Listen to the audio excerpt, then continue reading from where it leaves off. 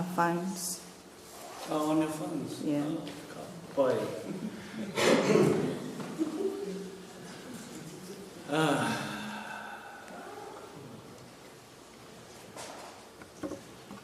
Ko mātātu e te waka ko anga pohats te maunga. Ko hene Mataroa te awa.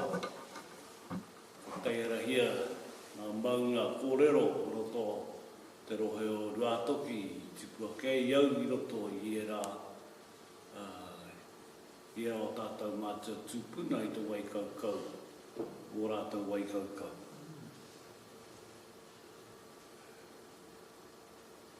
Ko tēnei kōrero e hara mōku, engari motaku wahine, kua mate. Taku wahine tūtahi. So my mountain is Tūhoe, and Mangopoatu, my iwi is Tūhoe, and the river is Whakatane River. It was the Whakatane River back then, but now we realise it's the Hine Mataroa River. Not Whakatane River. Whakatane is only the opening to down at Whakatane Township. So it's a place where I grew up. Yeah, that's about it really. So I am going to talk about adoption, and I'm going to go through a little bit of history, just to sort of bring us up to date with how we are faced with it now and what's.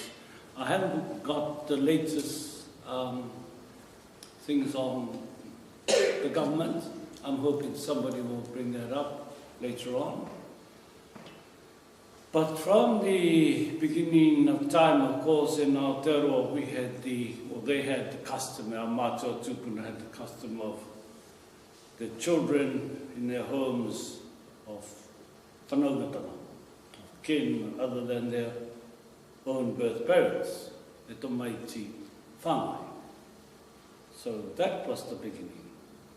A nurtured child remained in their own kinship network without disruption of whakapapa and of the community itself. So from the commencement of nurturing, the child is given her whakapapa genealogy. There is nothing is hidden. There's no secrecy. And of course we have to confirm this, we have the story of Maui.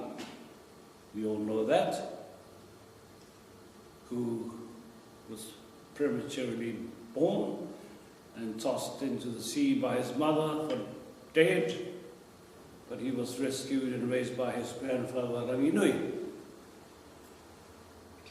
This form of Māori adoption was recognized as normal and valid by Polynesians throughout, and early colonialists and New Zealand laws until 1881.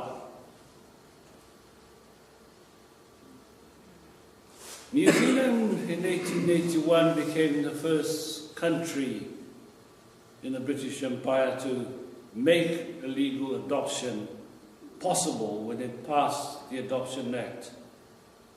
And 45 years later, I'm sure that I'm telling you something not new, eh? Or am I? Before England did the same thing.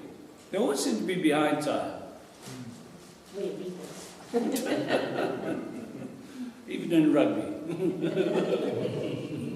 But the act was to make sure that those who were willing to take in and bring up relatives or related or unrelated children could become their legal parents. That was the idea of the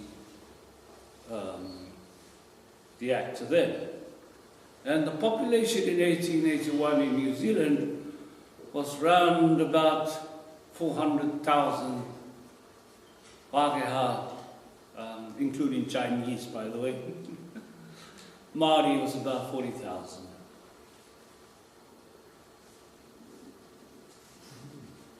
Let that sink in a little.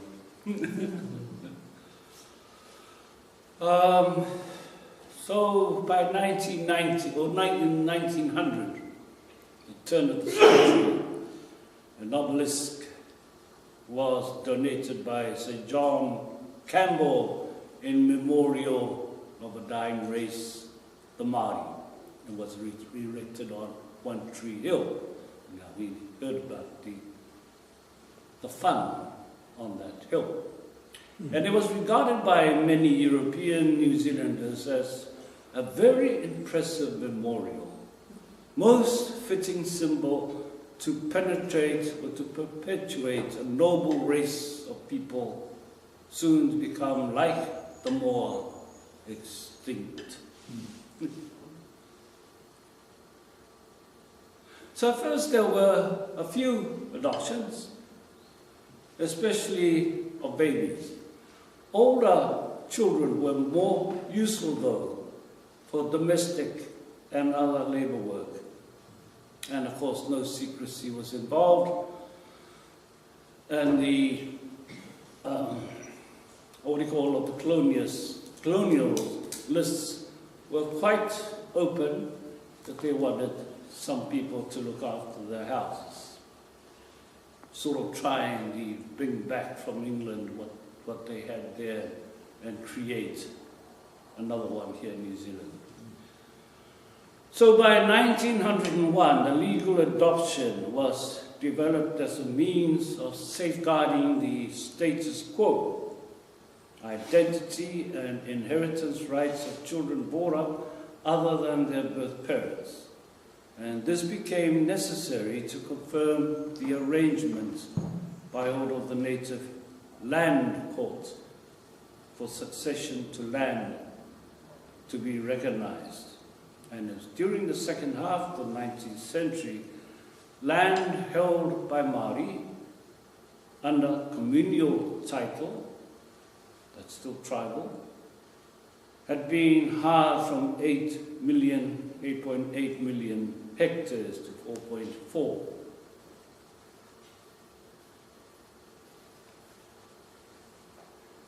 So over the next 30 years, this total was halved again as successive governments vigorously encouraged the development of farming.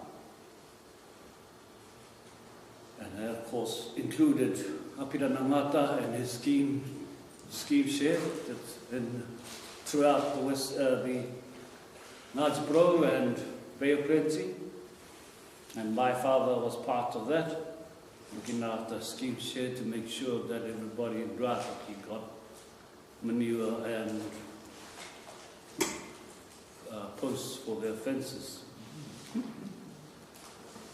So this was the first step in the long line of legal steps that undermined the status of Māori customary adoption.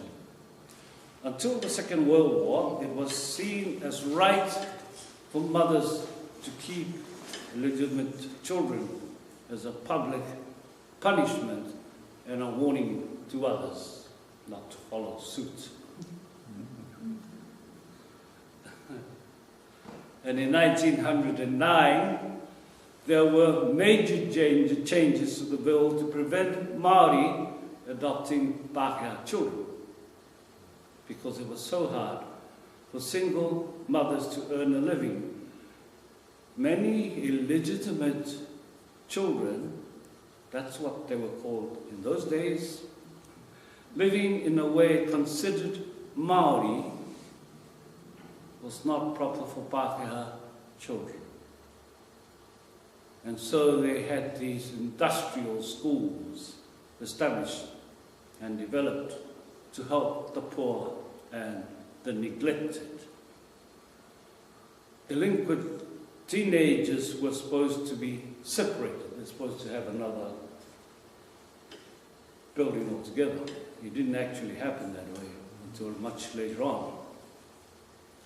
So it wasn't until the Adoption Act of 1955 was passed that adoption for Māori was brought under the same rules as the Pakeha.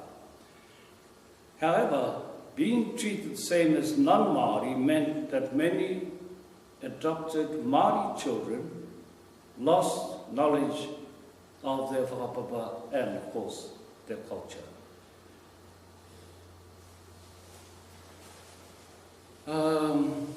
Nuclear family. Oh, by the way, if you want to ask me a question in between, kaitawai, while it's still fresh in your mind.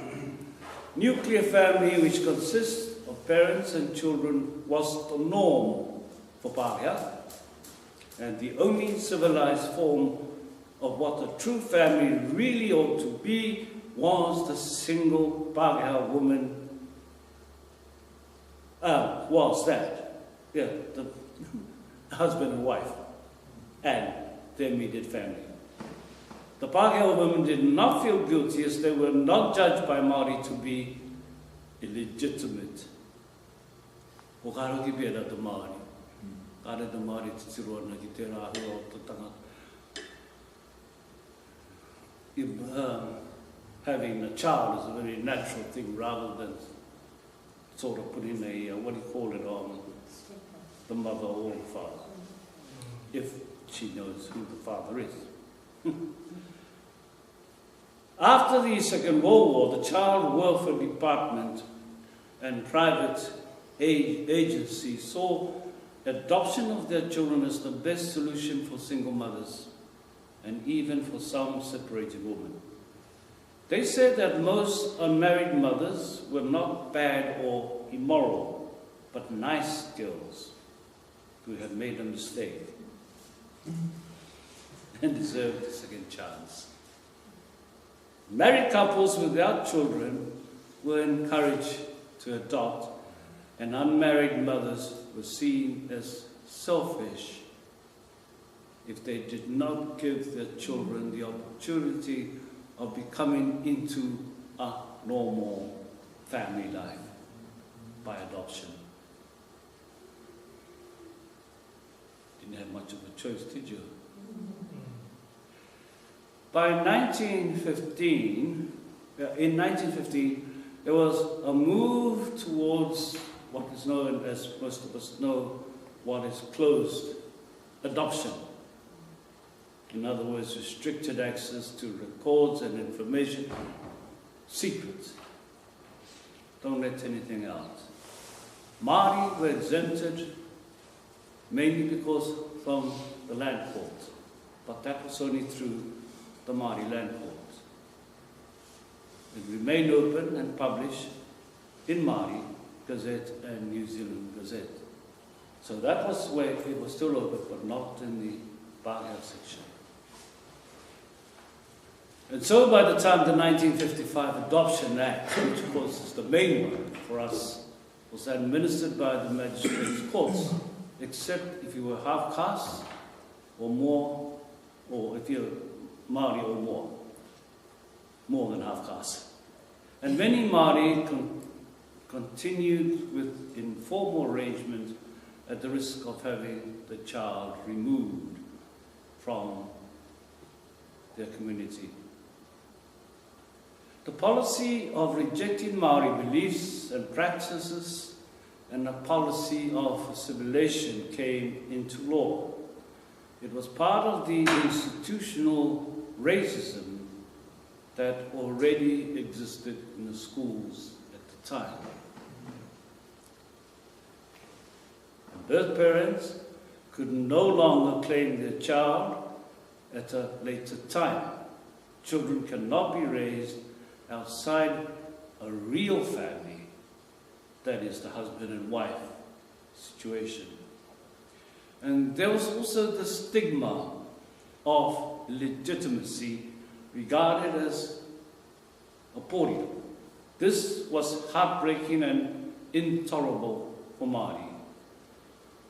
A child alienated from one's inheritance of language, kinsfolk, whānau, and iwi. So Māori rejected the replacement of birth parents by another. As one kaumātua says, parents can never be substituted. They can only be assisted. You may be adopted, fostered, but the genes of the child remains. So a Māori child knows many homes, but is still from one whānau and knows where he or she comes from, and no stigma is attached. And of course we have a lot of that in our communities. Yeah.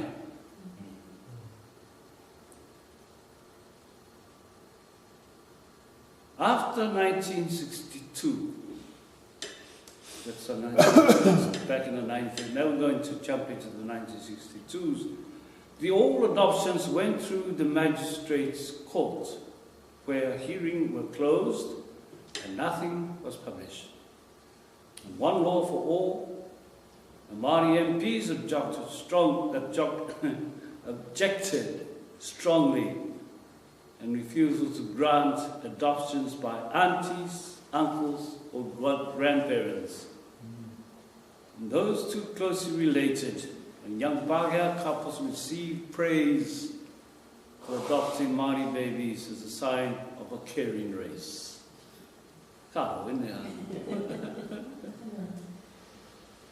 So there were three ways of adopting a Māori child. In formal ways, no formal or legal regulation. These were the large number of cases. The second way to do it was to legal adoption, helped by Māori Welfare Affairs, and they tried to ensure some openness about it. And the third way of legal adoption was facilitated by child welfare officers. Problem was the welfare officers brought in the hang-ups into the situation. And mother worked on shame of legitimacy, urban environment, karo from whānau, and father not told, all those aspects of things that attach to adopting a child. Some attempts were made at matching of baby and parents, and of course, girls in particular, not Māori looking.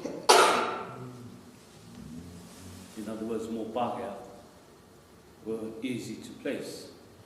Boys were difficult, and dark babies more so.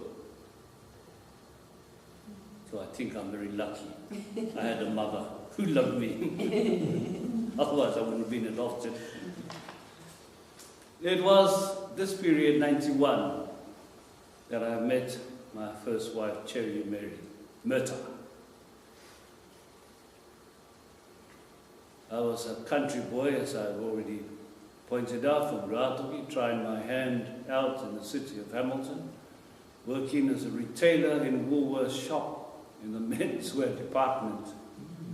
And Cherry was the ticket writer. She already had a boyfriend, a Pakeha, with a car. I didn't think I had a chance.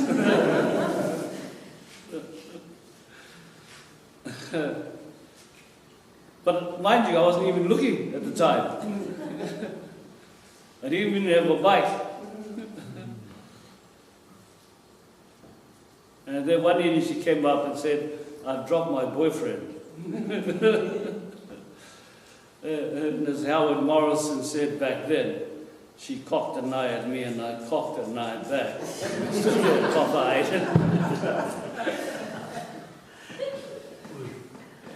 And ever since then she had always considered me as her cheap bargain in the business. And the business policy at that time was money back guaranteed. She never got that, did she? Oh, incidentally, I've got two of my children here. Incidentally. It was by accident.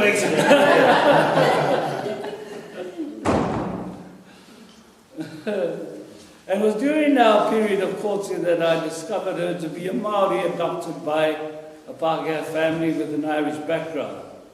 Strong Roman Catholic beliefs. I was raised with an Anglican background and at the time was waiting to be called up as a candidate for St. John's Theological College in Remuera. And despite our research together, that's her. So kia ora. Welcome. What made you fellas late? It's okay. You missed the best part, but never mind. And so despite hers and my research into where she comes from and so on, the welfare people were actually quite helpful, but they didn't have anything. They didn't have much. The only thing we had was a piece of paper to say that her mother's name was Ngahina Paipa. We were married a year after, and we were at the Māori parishioners, one of my parishioners' home. Why Murray? Some of you might know him. For dinner one night, and when she came out with her wedding photos of some 18 years back, and she was showing her 3 flower girls, and mentioned that their mother was a very good friend of hers, as they trained together as nurses at Waikato Hospital.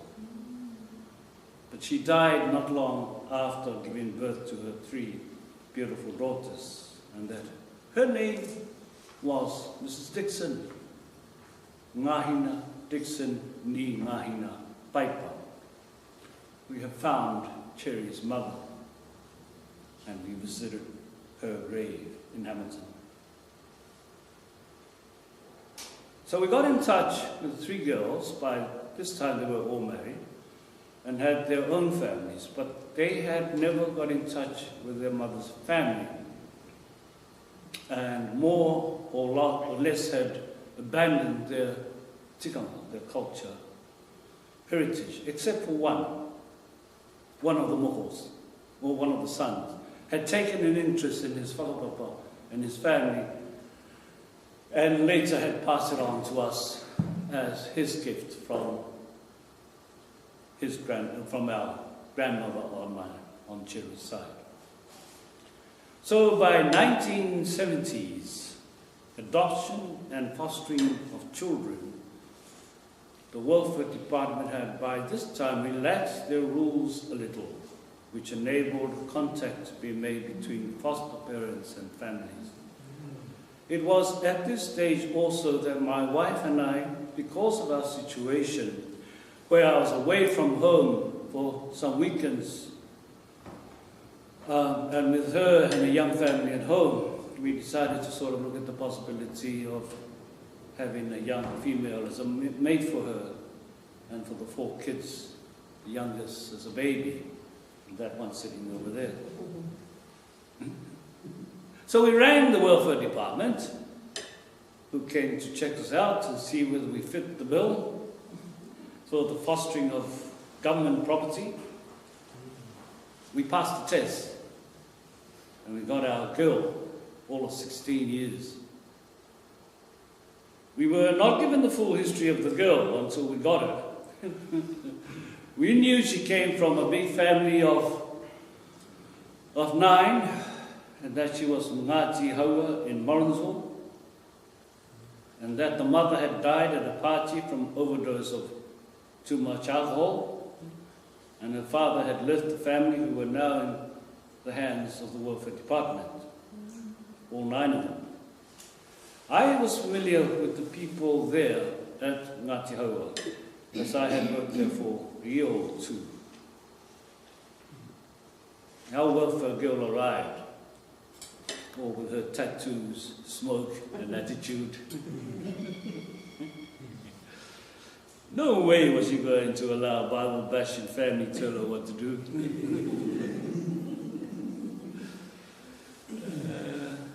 We had a few counselling sessions, her and I, Māori style, and the setting up of rules and regulations. And schooling was not her thing. And so as soon as she turned 17, I said, go and find a job. Well, she was good the first week. The second week, it was becoming boring. I said, keep finding it, keep walking.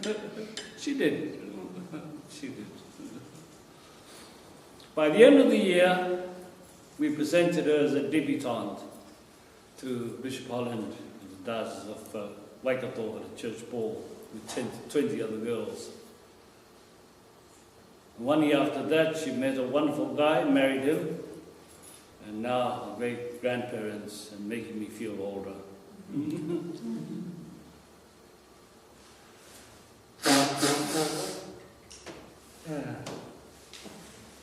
That wasn't the end of our adventures with the fostering of children.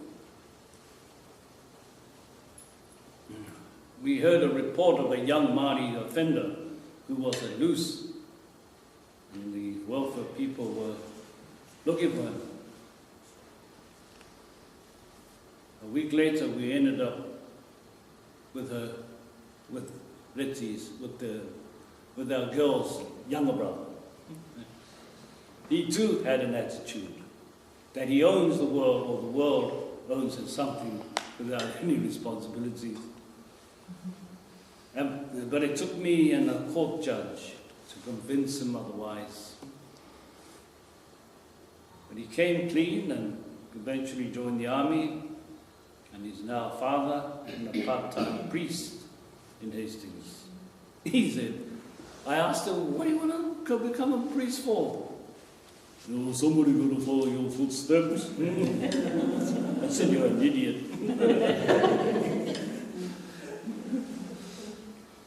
I had, after this, 4 other adoptees. They were all wonderful kids. One was a Fijian.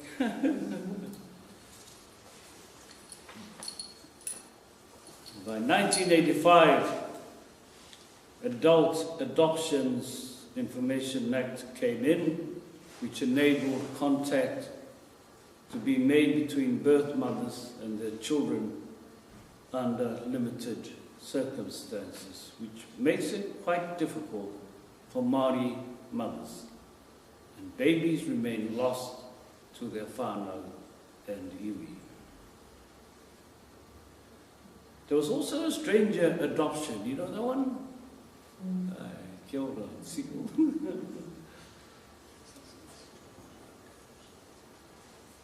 I got down here ridiculous and scorned te Māori. There was a ridiculous adoption bill.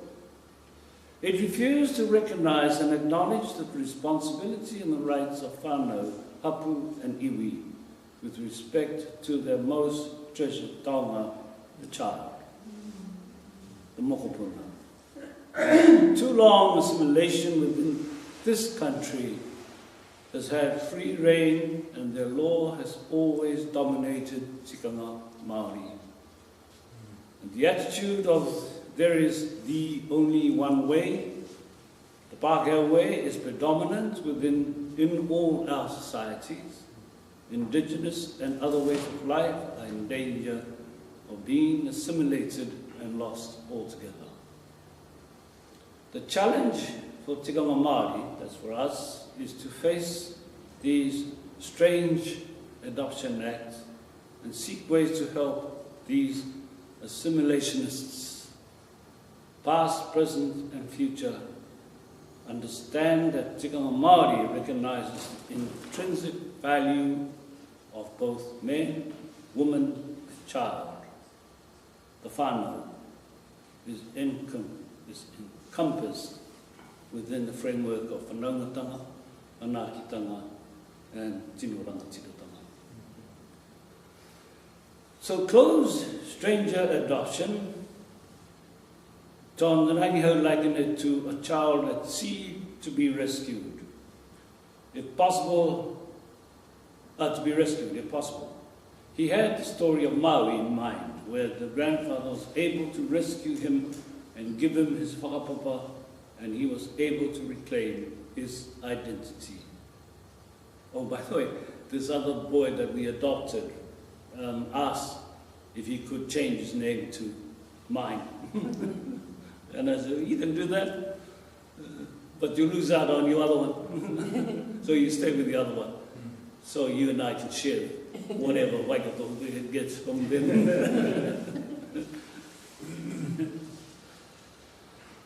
So at the end of the World War